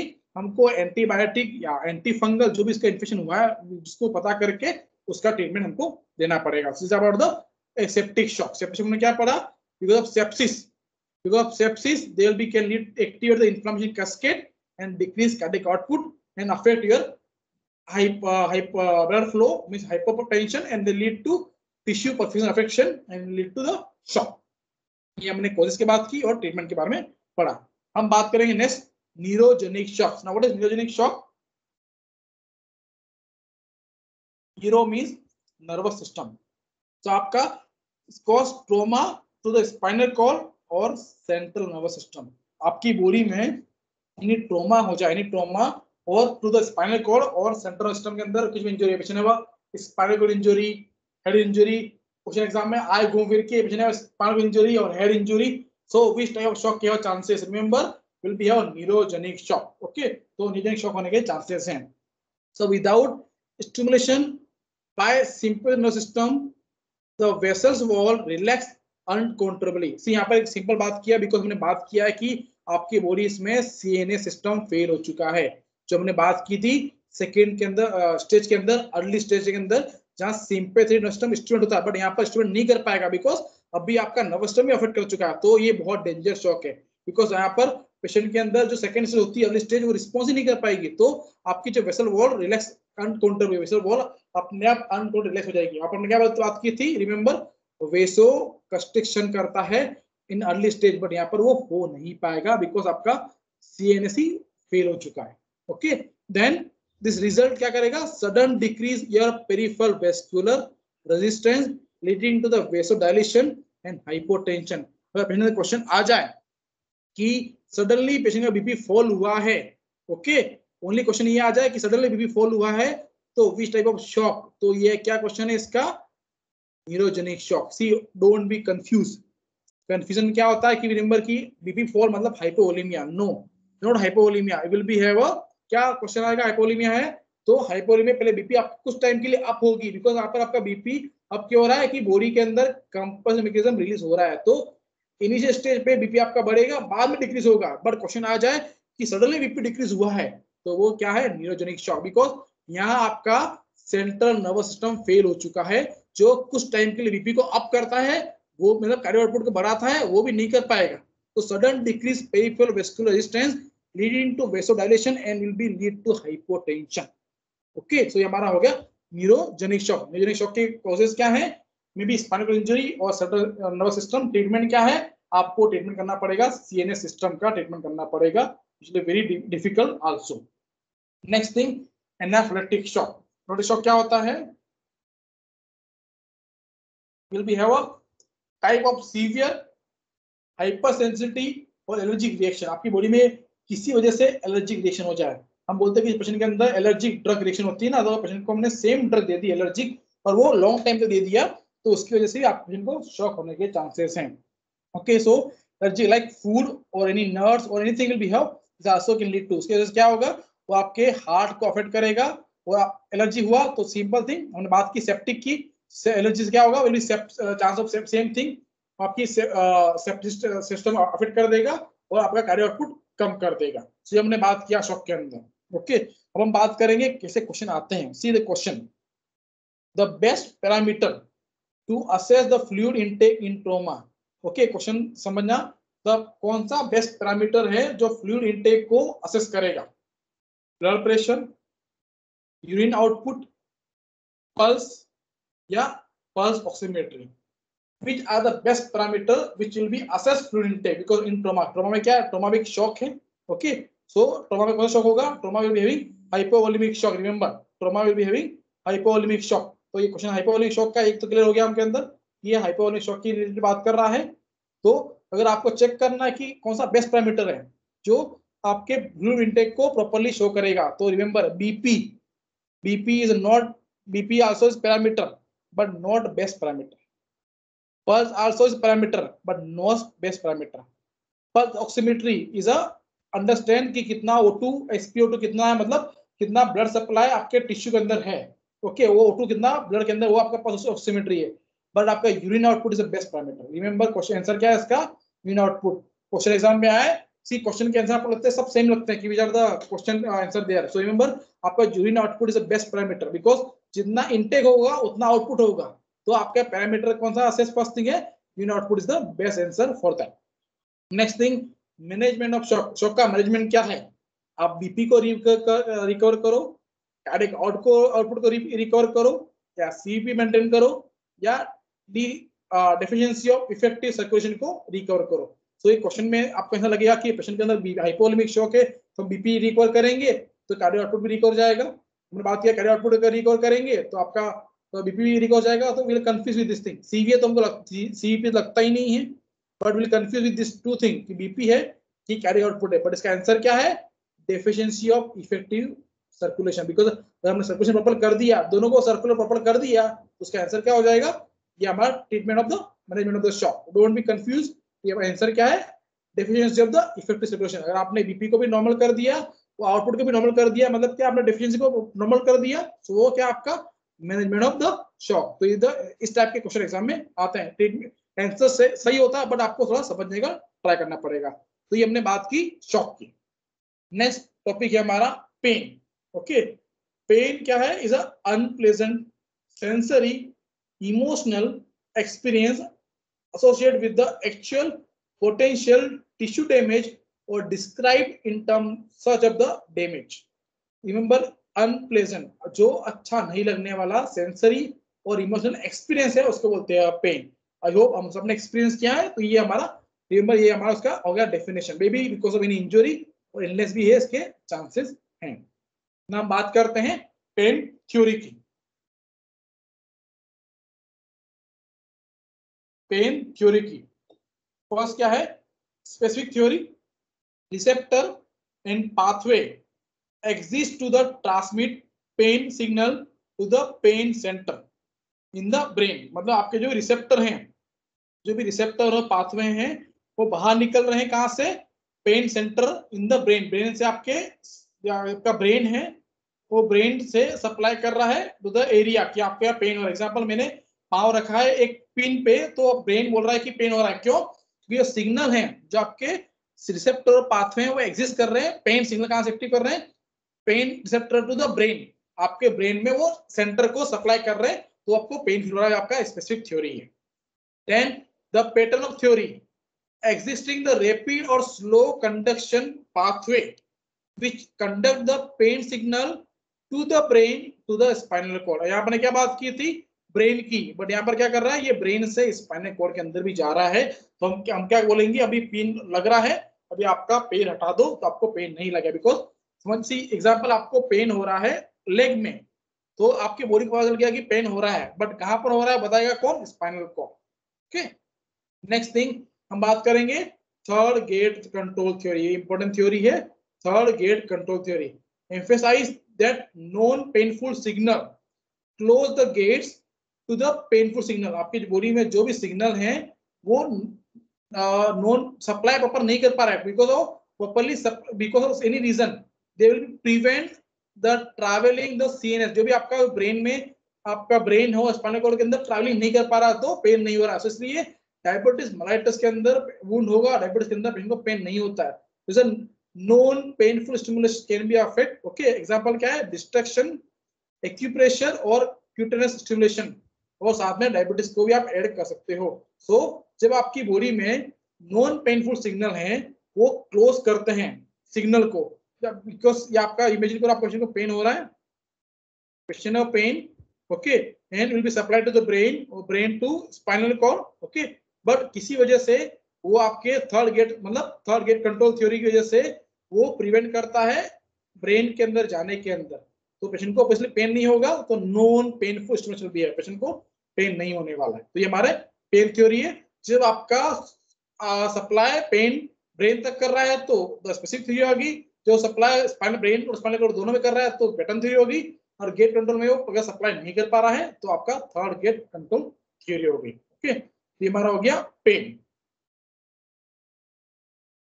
नेक्स्ट, पेन के कितने टाइप्स होते हैं? Now there different types of the pain. Remember, there different types of the pain. एक आपका on the basis of duration की पेशेंट का पेन ड्यूरेशन बेस पे, एक्यूट पेन और क्रोनिक पेन। जो भी सडनली पेन हुआ उसको बोलेंगे एक्यूट पेन, ओके, और जो लॉन्ग लास्टिंग पेन उसको बोलेंगे क्रोनिक पेन। जो अगर पेशेंट को कैंसर के है और लॉन्ग लास्टिंग उसको पेन हो रहा है कैंसर जैसे, उसको बोलेंगे हम क्रोनिक पेन। फिर बात करेंगे हम on the base of nature की, नेचर पेन हो रहा है। एक तो आपका non nociceptive pain and non nociceptive pain. Nociceptive pain क्या है, एक सोमेटिक में हो रहा है और एक विसरल में हो रहा है। और नॉन नोसेप्टिव में क्या हो रहा है, न्यूरोपैथिक है और सिंपैथेटिक पेन है। ये हमारे कुछ क्लासेस ऑफ द पेन हो गया, इसमें डीप में नहीं जा रहा बिकॉज सिंपल है। ओके, हम बात करते हैं, अभी आपको क्वेश्चन आ जाए कि as a nurse how will assess the pain. तो remember we have rating scale. Rating scale जो एग्जाम में फेज रेटिंग स्केल होगी, मे बी विजुअल स्केल होगी, मे बी एनुअल स्केल होगी, या questioning scale, behaviour pain scale, ये बहुत से पेन स्केल नाम है। तो इसमें कुछ भी आ जाए तो ये आपके पेन असेसमेंट लेवल का एक यूज करने का तरीका है। So by this thing you understand the patient pain level. Now what are the treatment. हमने पता कर लिया कि पेन कैसे हुआ, हमने बात कर ली, थ्योरी के बारे में बात कर ली, हमने बात कर ली कि पेन को असेस कैसे करेंगे, अब उसका ट्रीटमेंट क्या है। उसका मेन ट्रीटमेंट क्या है, NSAIDs, non steroid anti inflammatory drug हम पेशेंट को दे सकते हैं। Opioid analgesic can be give, ये क्वेश्चन आता है कि अगर पेशेंट को लॉन्ग लास्टिंग मतलब बहुत ओपियोइड एनाल्जेसिक पेशेंट को सीवियर पेन है और एक्यूट पेन है तो कौन सा ड्रग दोगे। तो remember will give the opioid analgesic, कहां पर हम, सीवियर और एक्यूट पेन के अंदर। सो ये पेशेंट है नॉट सीवियर एक्यूट पेन तो हम NSAID देंगे, और पेशेंट के अंदर सीवियर एक्यूट पेन है तो पेशेंट को हम ओपियोइड एनाल्जेसिक देंगे। तो ये हमारा हो गया पेन। नाउ क्वेश्चन इसमें एग्जांपल कैसा आता है कि how will get to know there will be a pain, कि what are treatment, what are the question, what are the treatment of the pain level. Question में आ जाए कि patient have severe pain, so which drug will give, so will give drug which opioid analgesics. कि patient have not have a severe pain, so we'll give NSAIDs, and which are the how will be assess the pain will be like a pain assessment scale. Okay, next will be discussed topic is a fluid and electrolytes. Fluid and electrolytes ये बहुत important topic है because इसमें बहुत से question exam में आते हैं। Okay, तो उसके पहले हम देख लेते हैं कि पेन के अंदर क्या क्वेश्चन पूछे जाते हैं। इन द पेन का क्वेश्चन अगर एग्जांपल आए तो क्या क्वेश्चन पूछे जाते हैं एग्जाम के अंदर, उसके बारे में थोड़ा डिस्कस कर लेते हैं। Which are the question can ask in the pain. हमने बात की तो कि कौन सा टाइप का पेन है, कौन सा टाइप का उसका इंजरी है, उस पर डिपेंड करता है कि पेशेंट को कौन सा इंजरी है, उस पर कौन सा हम एनालिसिस देंगे, NSAIDs देंगे, या फिर पेशेंट को हम देंगे कि सीवियर पेन में कौन सा ड्रग देंगे। एकदम क्वेश्चन आ जाए कि drug of choice treat the cancer patient. Okay, answer है उसका NSAIDs, ओपियोइड्स, डाइक्लोफेनेक सोडियम और डाइवर्जन थेरेपी। तो इसका आंसर क्या है, क्वेश्चन के फिर से बोलता हूं, drug of choice in treatment of cancer patient.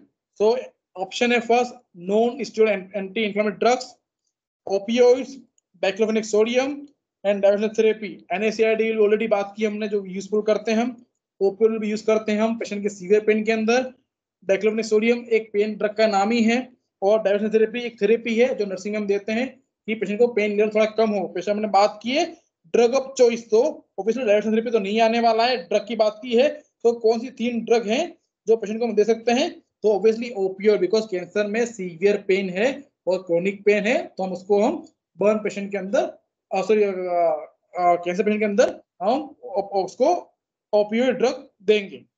Next question है, in a burn patient always complaining about the severe pain, so which type of pain, अगर पेशेंट के अंदर बर्न पेशेंट है और सीवियर पेन है, उस पेन का नाम क्या है।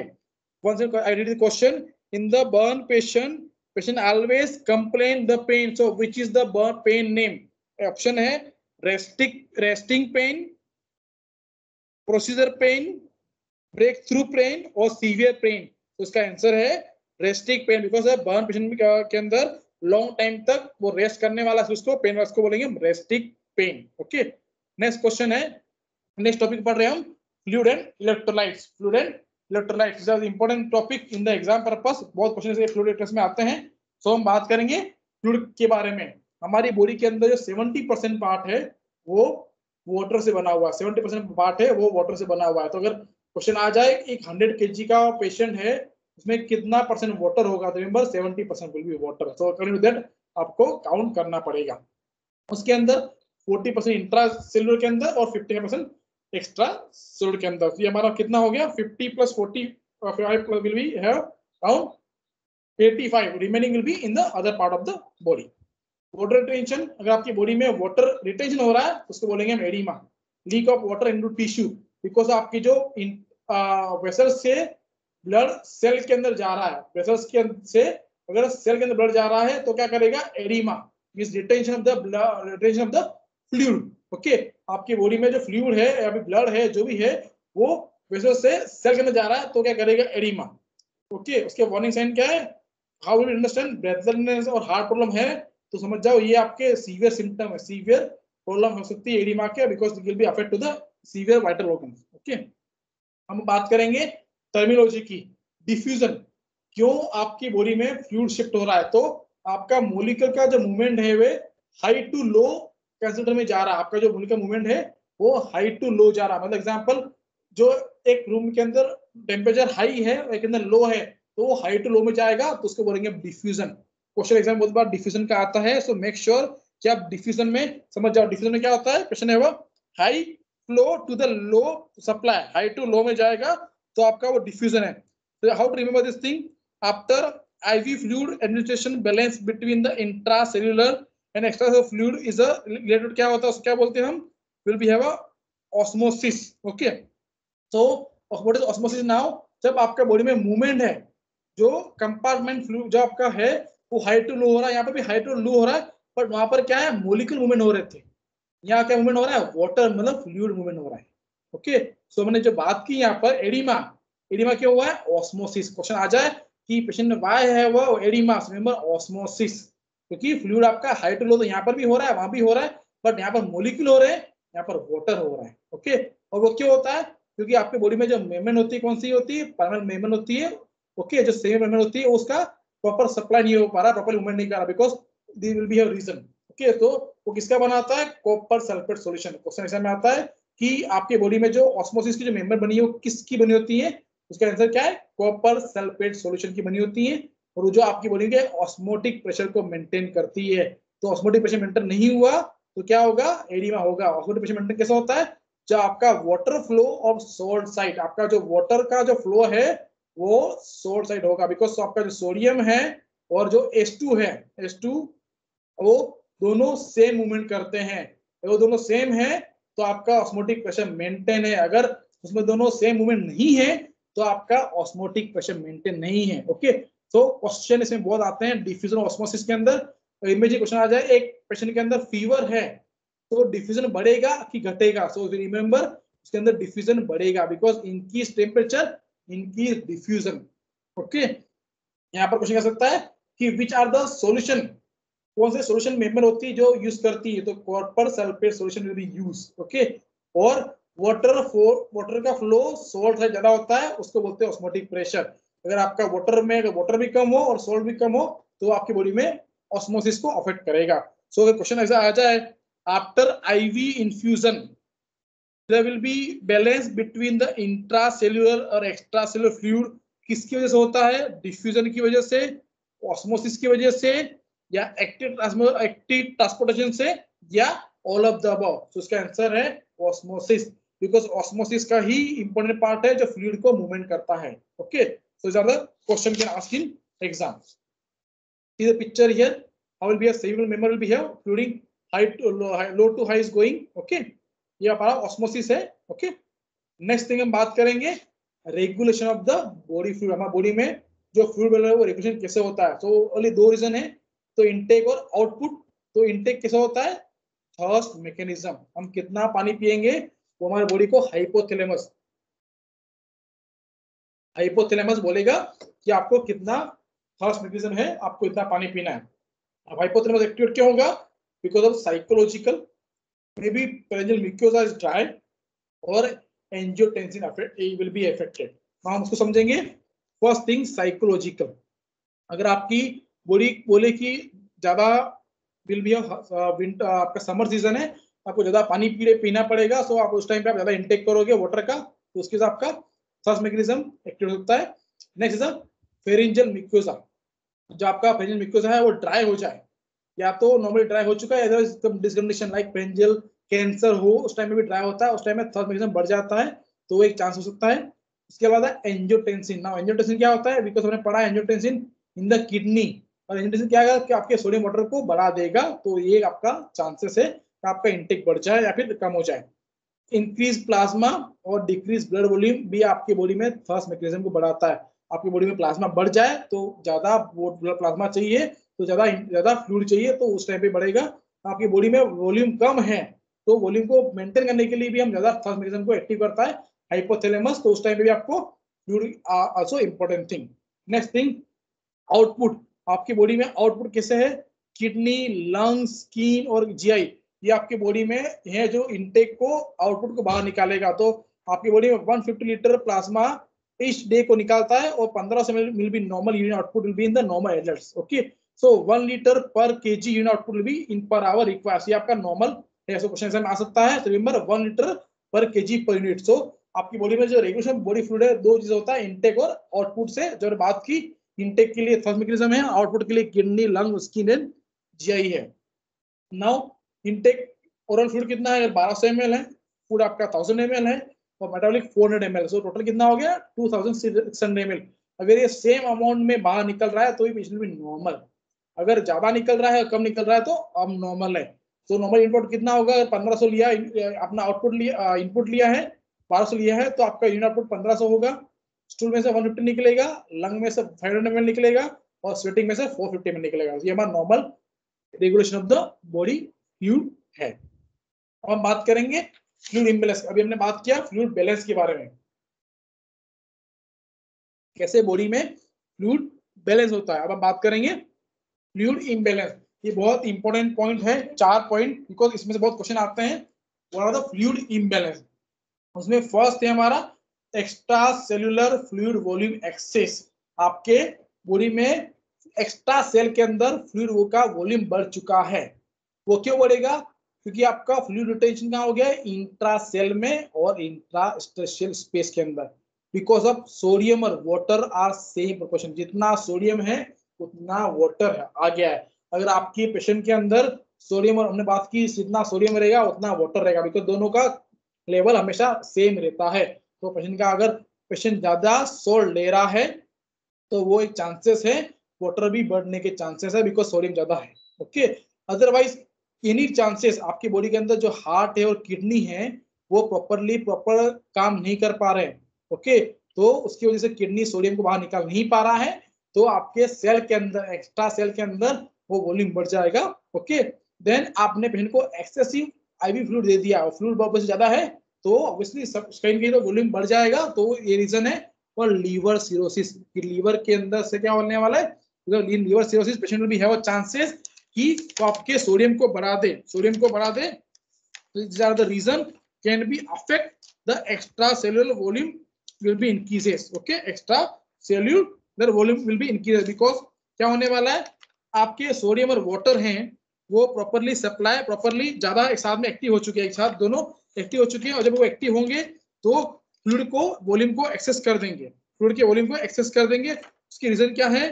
फर्स्ट हमने बात की एक्स्ट्रा फ्लूइड वॉल्यूम एक्सेस। इसमें क्या है कि सोडियम जितना ज्यादा होगा उतना ही आपकी बॉडी के अंदर वाटर भी ज्यादा हो जाएगा। वाटर ज्यादा हो जाएगा तो क्या करेगा? बॉडी के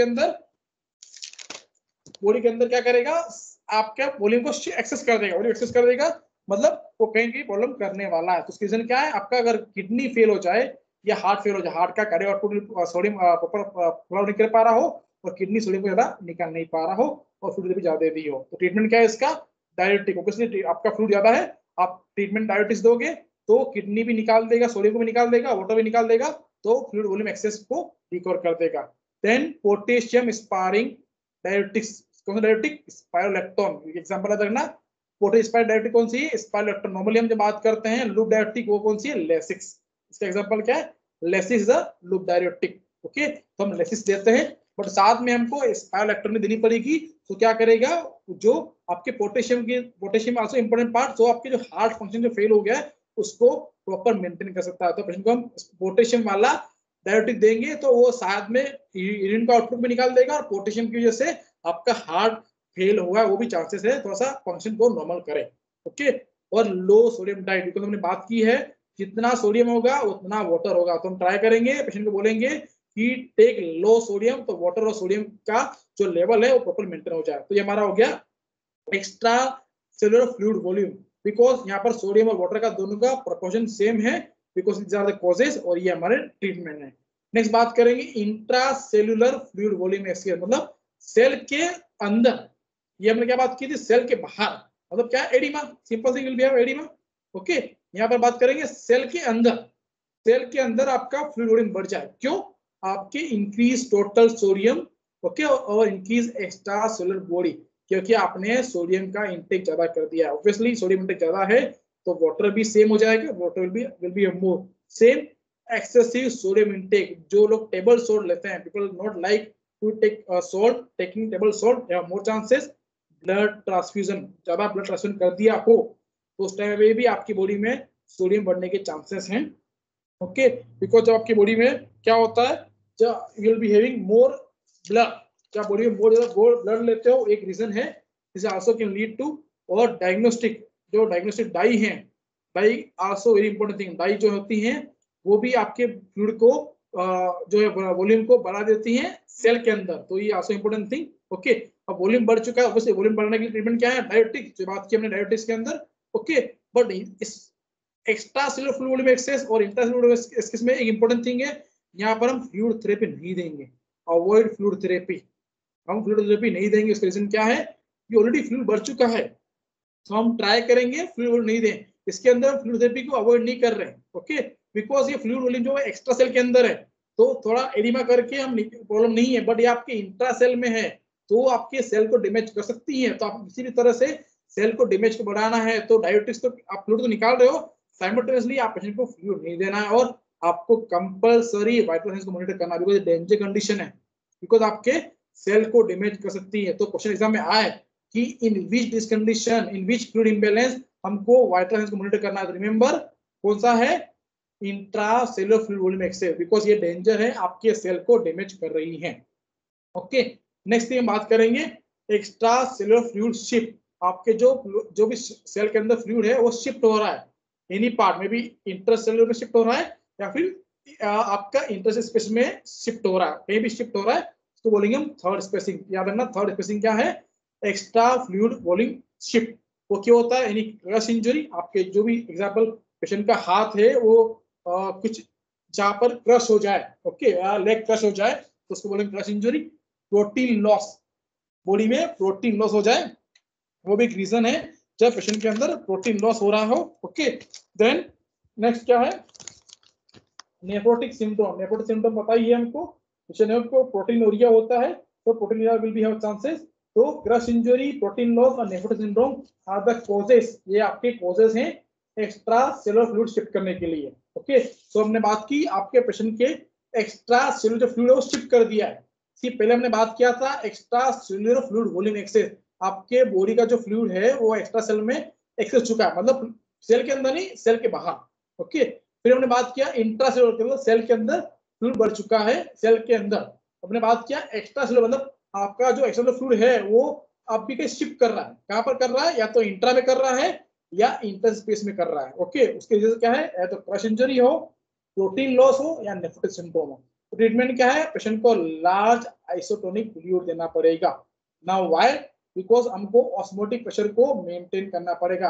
हमने बात की थी और ऑस्मोटिक प्रेशर क्या है, जितना वाटर और सोडियम का लेवल नॉर्मल होगा वो ऑस्मोटिक प्रेशर मेंटेन करेगा। तो हम क्या कर रहे हैं, सोडियम और वाटर को लेवल को प्रॉपर मेंटेन करने का ट्राई कर रहे हैं, वो हो गया हमारा ऑस्मोटिक प्रेशर। तो हम पेशेंट के अंदर आइसोटोनिक फ्लूइड देंगे तो वो मेंटेन करेगा, फ्लूइड शिफ्टिंग को नहीं कर पाएगा, शिफ्ट नहीं कर पाएगा, बिकॉज वो मेम्ब्रेन को, हमने बात की थी मेम्ब्रेन की, जो मेम्ब्रेन को यहाँ से मूवमेंट नहीं करने पाएगा, मेम्ब्रेन जो थिक हो पाएगी और फ्लूइड मूवमेंट नहीं हो पाएगा, तो थर्ड स्पेसिंग कंट्रोल हो पाएगा। ओके, नेक्स्ट हम पेशेंट को प्रोटीन लॉस हुआ है तो उसके लिए हम एल्यूमिन देंगे।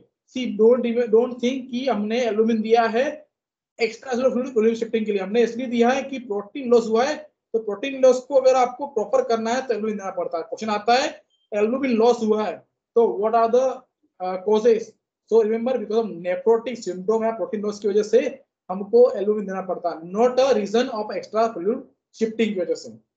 देन अमाउंट ऑफ फ्लूइड, कितना फ्लूइड पेशेंट को फ्लूइड कितना देंगे, वो रिमेंबर 3 टाइम ऑफ आउटपुट, जितना आपका आउटपुट है, अगर पेशेंट का आउटपुट 300 है उसको मल्टीप्लाई 3 करके हमको पेशेंट को आउटपुट देंगे, तो अगर इनपुट देंगे सॉरी, तो कितना इनपुट देंगे पेशेंट को फ्लूइड कितना देने वाले हैं, जितना आपका आउटपुट है उसको मल्टीप्लाई बाय 3, बिकॉज हमको जितना फ्लूइड कम हो रहा है, बिकॉज यहाँ पर क्या हो रहा है, आपका fluid will be very shifting here and there, तो शिफ्टिंग हियर एंड देयर, तो volume will be have chances to loss and can chance having hypovolemic shock. तो उसको प्रिवेंट करने के लिए हमको पेशेंट को फ्लूइड थेरेपी देनी पड़ेगी। रिमेंबर, फ्लूइड थेरेपी जितना ज्यादा देंगे उतना चांस है जल्दी रिकवर होने के लिए।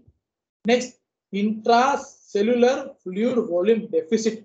अभी तो हमने बात की थी एक्सेस की, फिर शिफ्टिंग की बात की, हम बात कर रहे हैं डेफिसिट। ये इंपॉर्टेंट है, हाइपोनेट्रीमिया और डिहाइड्रेशन। हाइपोनेट्रीमिया एंड डिहाइड्रेशन, अगर आपके अंदर पेशेंट के अंदर नेट्रीमिया हो रहा है, मतलब कितना है नॉर्मल, कितना होता है 135 टू 145 नॉर्मल है, उससे लेस हो चुका है तो होगा हाइपोनेट्रीमिया और dehydration because of any fluid loss. Okay, अब फ्लूइड लॉस क्या होता है, बेबी बर्न पेशेंट है, पेशेंट हो सकता है वोमिटिंग और डायरिया, और पेशेंट को हमने बहुत ज्यादा डायबिटीज दे दिया है, उस टाइम पे पेशेंट को ब्लड लॉस होने के चांसेस हैं, सॉरी फ्लूइड लॉस होने के चांसेस हैं। तो if patient have more fluid loss, these are the reason, burn, vomiting and diarrhea and the diabetic, so these are the reason जहां पर फ्लूइड लॉस हो सकता है। इसका ट्रीटमेंट क्या, ऑब्वियसली फ्लूइड लॉस हो चुका है तो हमको पेशेंट को फ्लूइड थेरेपी देनी पड़ेगी, मे बी क्रिस्टलोइड और कोलोइड, वो डिपेंड करेगा कितना लेवल है, सीवियर है, मॉडरेट है या माइल्ड है, उस पर डिपेंड करेगा। तो हमारा हो गया fluid imbalance, extra cellular fluid volume excess, intra cellular fluid volume excess, extra cellular fluid volume एक्सशिफ्ट और intracellular fluid volume deficit. Okay, तो क्वेश्चन एग्जाम में इसमें घूम के कुछ हो सकता है कि which is the treatment of the diuretics, remember दोनों का फ्लूइड थेरेपी, जहां पे एक्सेस है वहां पर डायरेक्ट देते हैं, बट अवॉइड फ्लूइड थेरेपी क्या करते हैं इंट्रासेलुलर के अंदर। ओके, और लार्ज फ्लूइड कहां देते हैं हम, एक्स्ट्रा फ्लूइड शिफ्टिंग के अंदर। और फ्लूइड थेरेपी और कोजेस क्या है, जो हमारा कोजेस क्या है, ये बर्न वगैरह हमारे फ्लूइड वॉल्यूम डेफिसिट के कोजेस है। ज्यादा क्वेश्चन के आस्क इन एग्जाम कि नेफ्रोटिक सिंड्रोम किस फ्लूइड वॉल्यूम में इम्प्रेस होने वाला है, तो extra cellular fluid volume. Okay, next बात करेंगे फ्लूइड की, नेक्स्ट बात करेंगे हम फ्लूइड की। There are two type fluid, colloid and crystalloids. Crystalloid भी also three types, hypertonic, isotonic and hypertonic। अगर आपका ऑस्मोटिक प्रेशर और सेम है आपके फ्लूइड से, इसको बोलेंगे हम isotonic. Same isotonic, same pressure और फिर ऑस्मोटिक, आपका ऑस्मोटिक प्रेशर सेम है फ्लूइड से, उसको बोलेंगे आइसोटोनिक प्रेशर। ना व्हाट इज ऑस्मोटिक प्रेशर, आपका सोडियम और वाटर का फ्लो, सोडियम और वाटर इसमें प्रॉपर है, तो क्या है normal saline 0.9%, remember 0.9%। Okay, confuse मत होना, एग्जाम क्वेश्चन आता है 0.9%। ओके, इसी में बात आइसोटोनिक क्यों कर रहा हूं, तो आपको समझ में आ जाए कि normal saline is the answer. TNS, Ringer lactate and 5% dextrose. Question confuse होते हैं लोग हम कि डेक्सट्रोज क्या आइसोटोनिक फ्लूइड है, बट 5% डेक्सट्रोज ही आपका आइसोटोनिक फ्लूइड है, उसका ऑस्मोटिक प्रेशर और डेक्सट्रोज का प्रेशर दोनों सेम है। हाइपोटोनिक मतलब ऑस्मोटिक प्रेशर उसका कम है, इसके अंदर 50% डेक्सट्रोज और 0.45 नॉर्मल सलाइन। ओके, याद रखना 0.45% एनएस आपका हाइपोटोनिक फ्लूइड में। Okay, then hypotonic 10% dextrose and 3 NaCl. Then 3 will be normal NaCl will be have patient will be have hypertonic sonic, मतलब आपका ऑस्मोटिक प्रेशर उसके अंदर थोड़ा ज्यादा है। ऑस्मोटिक प्रेशर आपका अगर सेम ऑस्मोटिक प्रेशर है तो रिमेंबर ये क्या है आपका आइसोटोनिक फ्लूइड है, लेस है हाइपोटोनिक है, ज्यादा है तो हाइपरटोनिक सॉल्यूशन है। तो क्वेश्चन आ सकते हैं कि कुछ भी आ सकता है, 50% डेक्सट्रोज क्या है, हाइपोटोनिक है, आइसोटोनिक है, हाइपोटोनिक है और नन ऑफ द अबव, तो remember is a hypotonic solution. अब हम बात करेंगे different between the colloid and crystalloid. Colloid और क्रिस्टलोइड डिफरेंट क्या है, कोलॉइड क्या है प्लांट ओरिजिन है, कोलॉइड को प्लांट से लेना पड़ता है और क्रिस्टलोइड को सिंथेटिक है, ये हमको बना सकते हैं या इसको can easily make. Colloid are high molecular weight, crystalloid are low molecular weight. Colloid का मोलिकुलर वेट हाई होता है, क्रिस्टलोइड का मोलिकुलर वेट लो होता है। ये बहुत इंपॉर्टेंट पार्ट समझने के लिए, अगर पेशेंट को सीवियर ब्लड लॉस हुआ है, पेशेंट ने वो सीवियर हाइपोवोलेमिया और पेशेंट ने वो सीवियर ब्लड लॉस, तो कौन सा फ्लूइड देंगे हम, क्रिस्टलोइड देंगे, सॉरी कोलॉइड देंगे। क्यों कोलॉइड देंगे, उसका मोलिकुलर वेट ज्यादा है तो वो बॉडी में ज्यादा टाइम तक रह पाएगा ना। What is meaning of that, आपकी बॉडी में जो भी फ्लूइड है वो कुछ टाइम के बाद ब्लड से किडनी से बाहर निकलने वाला है, हमें पता है kidney will be remove this thing. तो हम ट्राई करेंगे कि वो ज्यादा टाइम रहे।